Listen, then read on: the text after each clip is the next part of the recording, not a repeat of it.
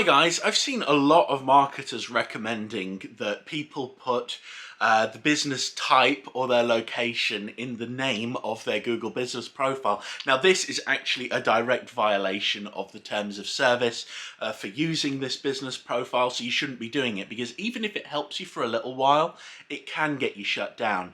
Now, the fact of the matter is, you do not want to be violating the terms of service. You don't want to put your profile at risk, especially if you're using it a lot.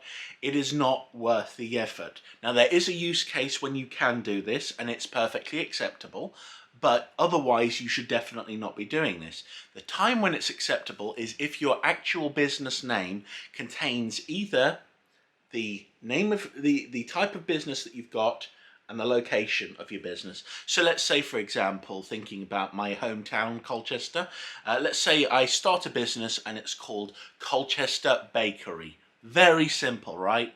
So we've got an easy business name. It's very localized, and that's acceptable. I've got a big sign out front with Colchester Bakery written on it. I've got the entire business is down and registered as Colchester Bakery. Then it is acceptable because that is the business name. You put up a lot of pictures, make sure that your business name gets put into it, because they will look through. And you can basically use that to say, okay, this is actually my business name. And this is one thing that I recommend when people are starting their business, because it is great for SEO. It's like having a very simple business name, right, with the location type. That is a great way to start a business, because then their websites, everything will be easier to find when people are looking up those specific things. So this is something that you should really look into when you're starting a business. However, if your business has got like a very specific brand name, you do not want to be including these bits of information, and they will have a negative impact on your business because you will get shut down eventually. Now, it could work really well. There are some businesses that I've warned about this. They've kept it the same. They still haven't been shut down yet.